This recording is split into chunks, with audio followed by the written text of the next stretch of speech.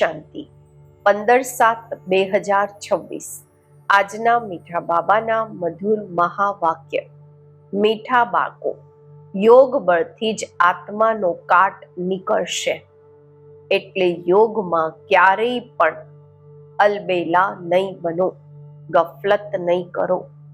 પ્રશ્ન છે, બાપે બાળકોને બેહદનો વારસો લેવાની કઈ યુક્તિ બતાવી જેમાં માયા ચારેય તરફ વિઘ્ન નાખે છે? ઉત્તર છે, બાબાએ યુક્તિ બતાવી, બાળકો, તમે બ્રહ્મા કુમાર કુમારીઓ એક બાપના બાળકો, આપસમાં એકબીજા સાથે ભાઈ બહેન છો. તમે ક્યારેય ક્રિમિનલ એસોલ્ટ નથી કરી શકતા, કોઈ પણ વિકારી વ્યવહાર નથી કરી શકતા, ભાઈ બહેન વિકારોમાં નથી જઈ શકતા. તમારે શિવ બાબાની મત પર ચાલીને બેહદનો વારસો લેવાનો છે, પરંતુ માયા ઓછી નથી, ચારેય તરફ આમાં જ વિઘ્ન નાખતી રહે છે. અમે ભાઈ બહેન છીએ, એક બાપથી વારસો લઈએ છીએ, આ ભૂલી જાય છે. ગીત છે, તુમ્હે પાકે હમને જહાં પા લિયા, જમી તો જમી આસમાં પા લિયા. ઓમ શાંતિ. ગીતનો એક અક્ષર જ કાફી છે.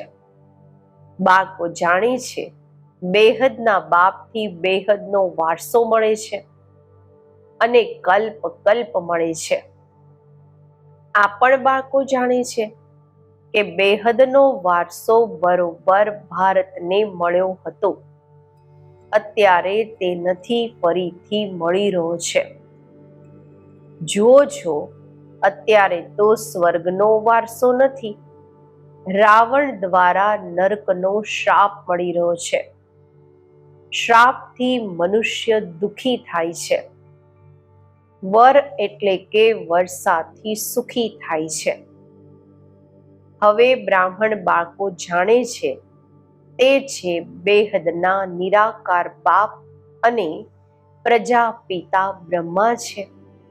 બેહદના સાકાર બાપ, એ નિરાકાર બાપ, આ સાકાર બાપ.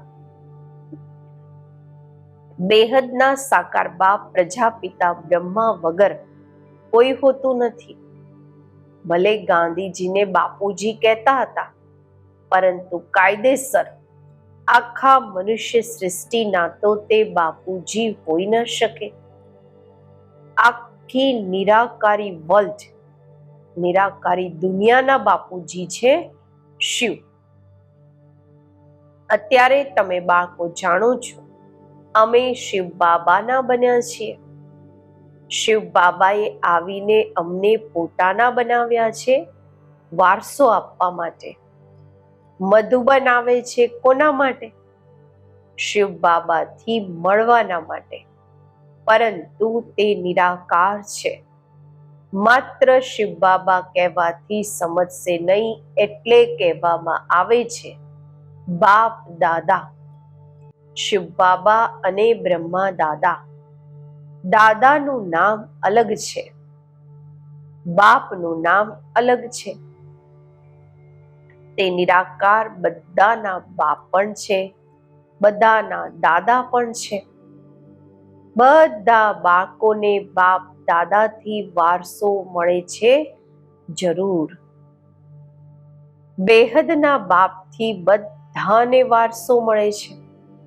તે બાપ જ બધાના દુઃખ હરતા, સુખ કરતા છે. સતયુગમાં કોઈ પણ મનુષ્ય દુઃખી હોઈ ન શકે. નામ જ છે સ્વર્ગ. તે છે હેવન સ્થાપન કરવા વાળા ગોડ ફાધર. ભારત સૌથી જૂનો છે, તો જરૂર સૌથી નવો હતો. ભારત દેશ સૌથી જૂનું છે, તો પહેલા જરૂર નવો હશે. ત્યારે તો અત્યારે સૌથી જૂનો થયો છે. સતયુગ કળયુગ ભારતને જ કહેવામાં આવે છે. બરોબર ભારત સ્વર્ગ હતું. આ લક્ષ્મી નારાયણ રાજ્ય કરતા હતા.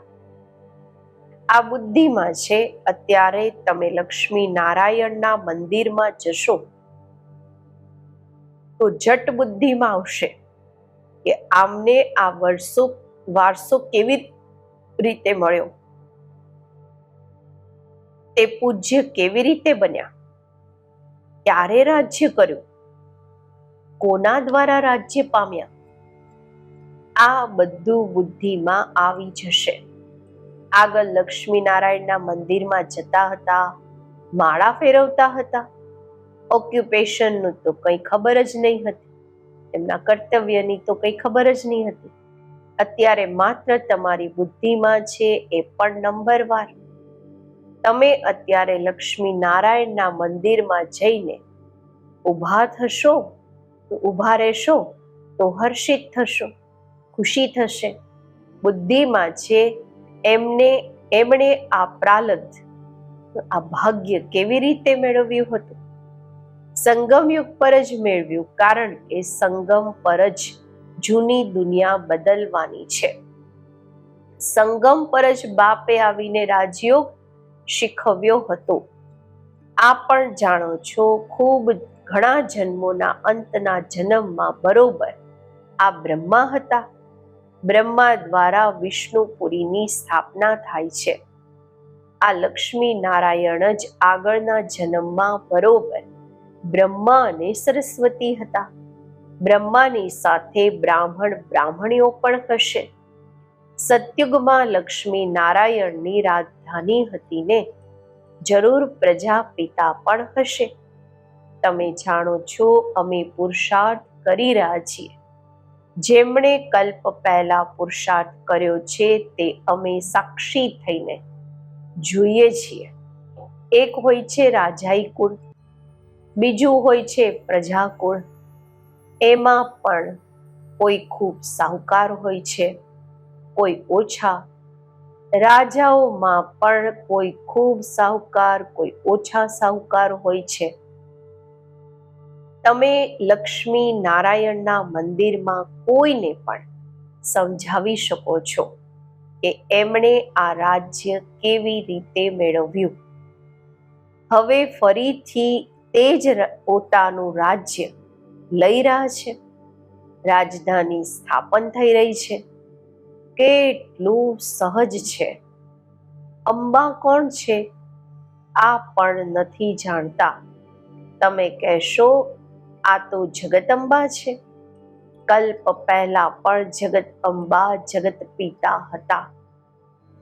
એમના બાળકો અમે હતા. સંગમ પર બાબા રાજયોગ શીખવી રહ્યા છે. જગદંબાના બાળકો પણ અનેક છે, પરંતુ આટલા બધાને તો બેસાડી નથી શકતા. અત્યારે તમને જ્ઞાનનું ત્રીજું નેત્ર મળ્યું છે. બાપ જ્ઞાનના સાગર છે, તો જરૂર બાળકોને જ્ઞાન જ આપશે. એમને તો ન મનુષ્ય ન દેવતા કહેવામાં આવે છે, એમને પરમાત્મા જ કહેવામાં આવે છે. તમે કોઈના પણ મંદિરમાં જાઓ તો એમની બાયોગ્રાફી, જીવન કહાની બતાવી શકો છો. રામના માટે પણ તમે સમજાવી શકો છો. ચંદ્રવંશી કુળ અત્યારે સ્થાપન થઈ રહ્યું છે. બ્રહ્મા દ્વારા બ્રાહ્મણોનો પણ ધર્મ સ્થાપન થાય છે. બ્રહ્માનું નામ કેટલું પ્રખ્યાત છે. બ્રહ્મા દ્વારા તમને બાપ બ્રાહ્મણોને રચે છે. તમે બ્રહ્મા કુમાર કુમારીઓ હોવાથી જાણો છો, અમે એક બાપના બાળકો, આપસમાં ભાઈ બહેન છીએ. પછી અમે ક્રિમિનલ એસોલ્ટ કરી નથી શકતા.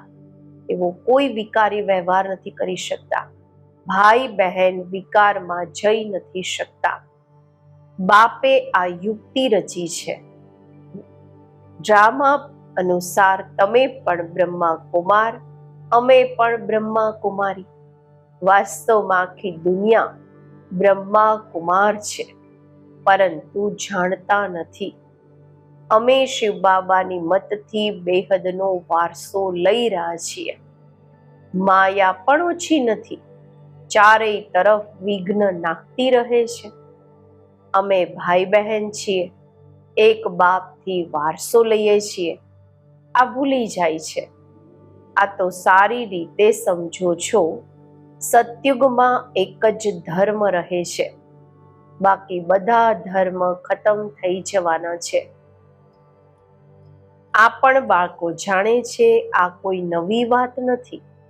દર 5000 વર્ષ બાદ આ ચક્ર ફરે છે. તિથિ તારીખ પણ લખેલી છે. આ પણ બુદ્ધિમાં રહેવું જોઈએ. અમે શિવ બાબાથી આ યુક્તિથી વારસો લઈએ છીએ. લક્ષ્ય તો મળેલું છે ને. બાપને યાદ કરી બાપથી વારસો લેવાનો છે. યાદ એટલે કે યોગ બળથી જ કાટ નીકળશે. આમાં કોઈ ગફલત ન થાય. એટલે મુરલીઓ મળે છે. નિશ્ચય બુદ્ધિ પાક્કા છે તો ક્યાંય પણ ચાલી જાય. સમજો મુરલી નથી મળતી તો પણ બુદ્ધિમાં તો છે ને કે અમે બાબાના બની ગયા. બાબાએ સમજાવ્યું છે, તમારી આત્મા તમો પ્રધાન બની છે. હવે તમે બાપને યાદ કરો તો તમો પ્રધાનથી સતો પ્રધાન બનશો.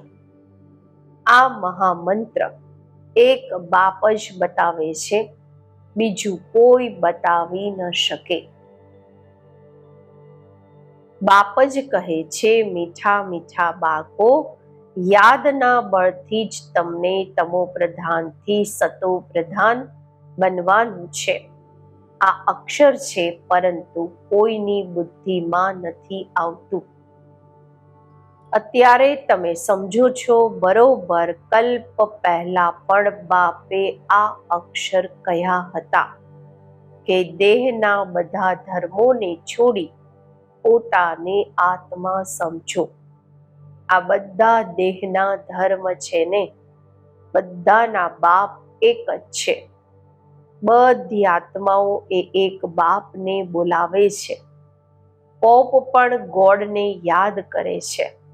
ક્રિશ્ચનના જે મેઇન હોય છે ને પોપ કહેવામાં આવે છે, પણ ભગવાનને યાદ કરે છે.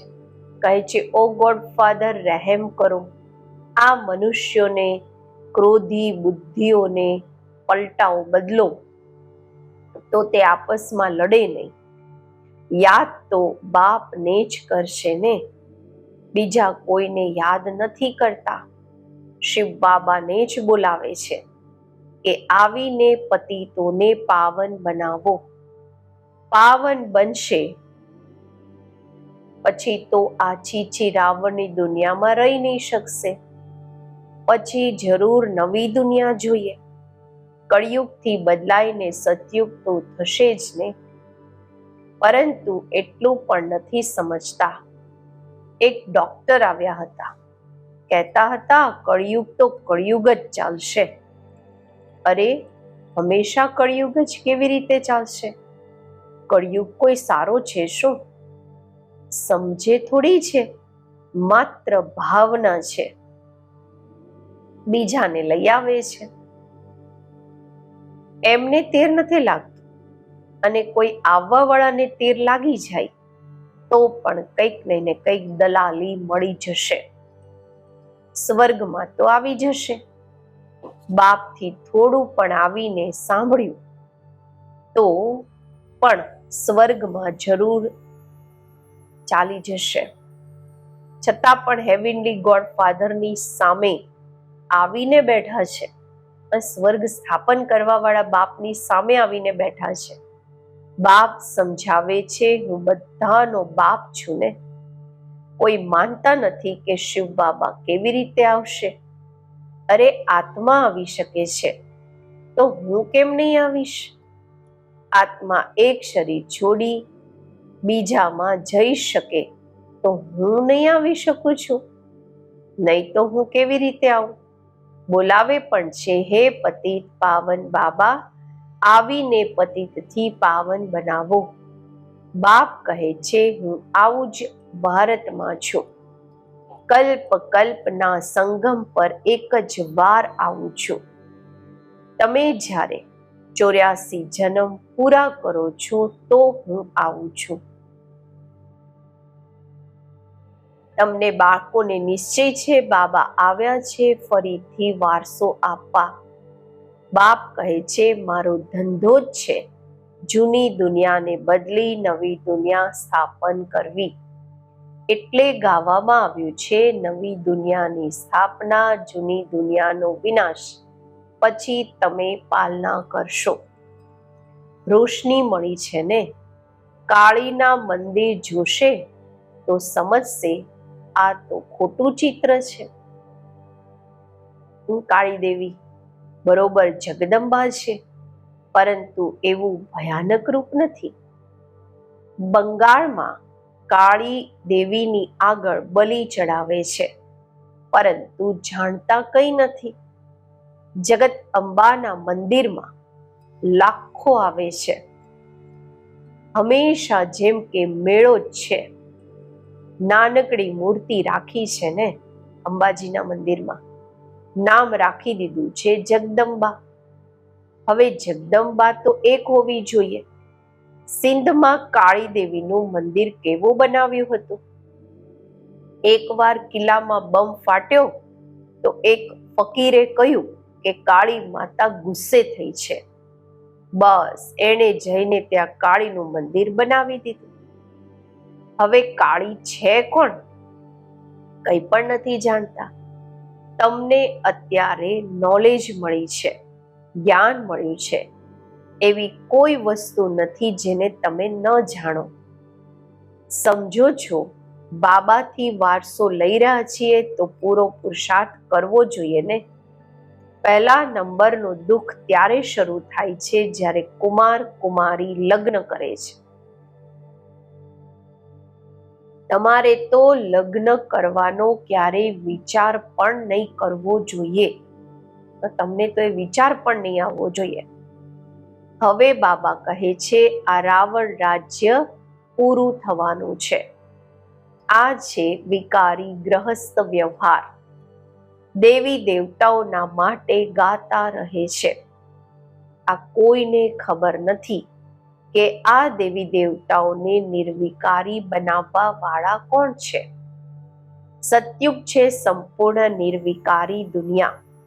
શાસ્ત્રોમાં પછી બતાવી દીધું છે કે ત્યાં પણ વિકાર હતા, પરંતુ તે તો છે જ વાઇસલેસ વર્લ્ડ, નિર્વિકારી દુનિયા.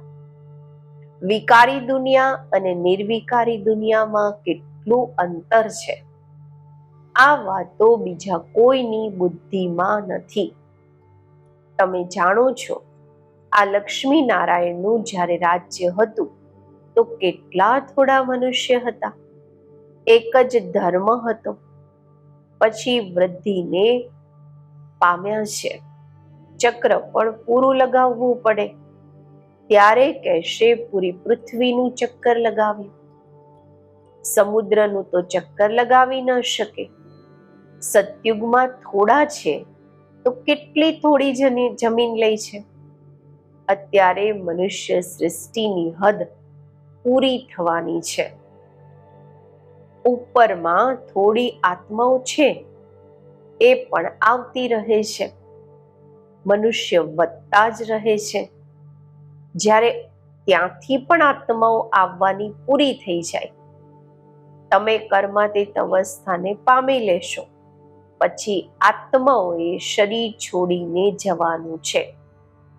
એમનું આવવાનું તમારું જવાનું થશે. થોડા થોડા આવતા રહે છે. સમજની વાત છે ને. અમે પહેલા જઈને ત્યાં રહીશું.